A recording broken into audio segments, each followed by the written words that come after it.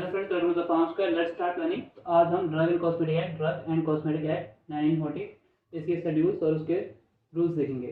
जैसे कि सबसे पहले शेड्यूल ए में क्या आता है? शेड्यूल ए में आता है एप्लीकेशन। एप्लीकेशन के लिए शेड्यूल ए होता है। इसी तरह से हम इंपॉर्टेंट देखेंगे, सारे लिखे हैं लेकिन हम इंपॉर्टेंट क्या देखेंगे। ये एम्स में आ सकते हैं और कभी हम इंटरव्यू के लिए जाते हैं तो वहाँ क्वेश्चन पूछते हैं कि शेड्यूल एक्स बताओ। शेड्यूल एक्स किस लिए होता है? शेड्यूल एक्स के लिए हमें बताओ, हमें शेड्यूल एच बताओ।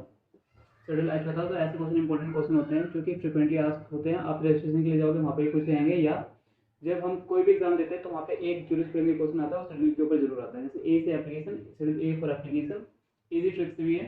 B for fees, B schedule B है उसके अंदर फीस आती है। जब आप एप्लीकेशन सबमिट करोगे तो फीस भी लगेगी आपकी। तो शेड्यूल बी किसके? फीस के लिए।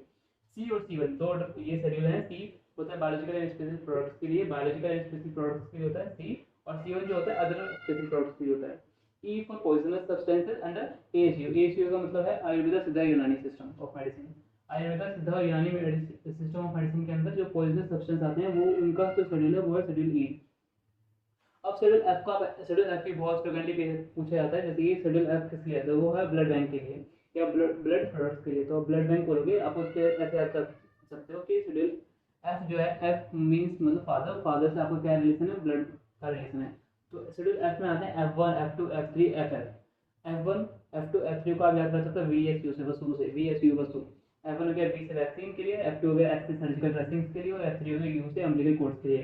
F1, F2, F3 VSU वस्तु के लिए, B से वैक्सीन, S से सर्जिकल ड्रेसिंग्स और U से अम्बिलिकल कोर्ड। FF आता है। FF दो F है, इसमें दो F है, दो हमारी आंखें होती है। दो F में दो हमारी आंखें होती है तो वो हो गया ophthalmic relation, ophthalmic relation, ophthalmic relation.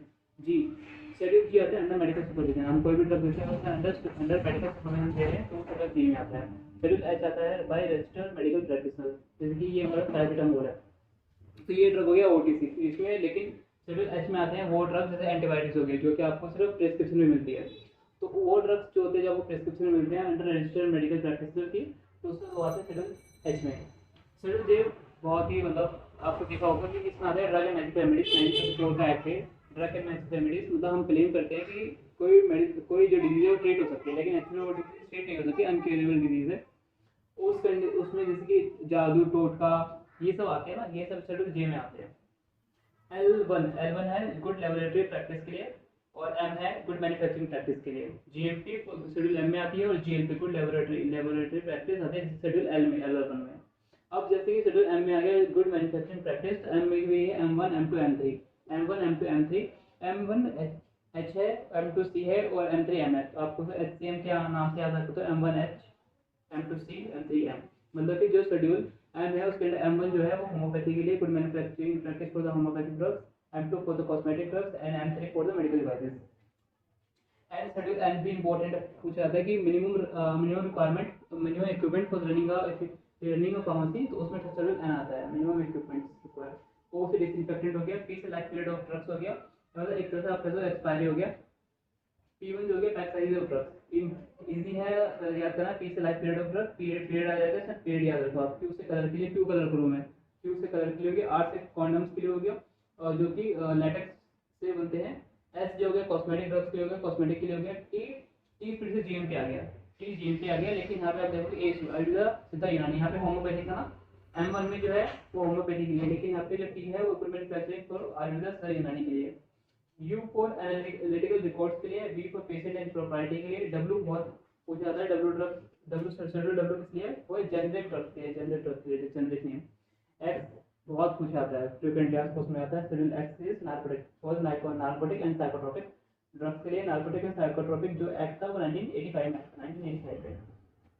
Schedule Y किस लिए है? क्लिनिकल ट्रायल्स के लिए।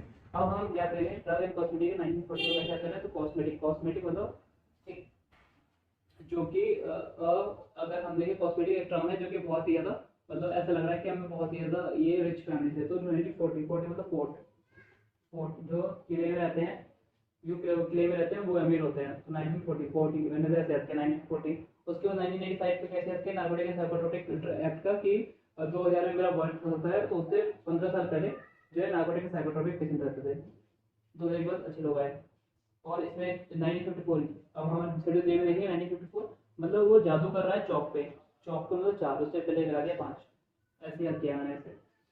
तो इम्पोर्टेंट इसमें ये है, ये वो जवाब हो जाता है कि एफ ड्रग्स किसके लिए है, एफ जो है ऑप्थेल्मिक के लिए है, एन मेडिकल इक्विपमेंट के लिए है, एम किस लिए गुड मैन्युफैक्चरिंग प्रैक्टिस के लिए, एफ किस लिए narcotic and psychotropic F substances के लिए, डब्ल्यू जेनेरिक के लिए है, आर कॉन्डम्स के लिए, क्यू कलर के लिए, P for like periods of drugs के लिए, ड्रग एंड एग्जामिनेशन शेड्यूल में आता है, जोकर जोकर तो स्वयं बताया हमें बीमारी करेगा, GMP good laboratory practice L1 में आता है, शेड्यूल एल1 में आता है, पॉइजनस ड्रग ई में आते हैं, biological and special products C में आते हैं, other biological and special products C one में आते हैं, बी एफ पीस में फीस जो है बी एफ शेड्यूल बी में आती है, और एप्लीकेशन अगर हमें सबमिट करनी है तो शेड्यूल ए में आती है। M1 M2 M3 STM से आप करेंगे, STM से आप करेंगे M1 for homeopathic, M2 for cosmetic, M3 for medical devices. तो फिर F1 जो है वैक्सीन के लिए, F2 सर्जिकल वैक्सीन के लिए, और F3 मेडिकल रिपोर्ट्स के लिए, F5 ऑप्थेल्मिक आ गया। तो bye which drug is given which in which schedule the drug is given by registered medical practitioner on the prescription of the registered medical practitioner, तो उसका answer है schedule H। और which drug is the drug is given under medical supervision, तो which schedule is for the drug given under medical supervision, तो schedule जी आ गया उसमें।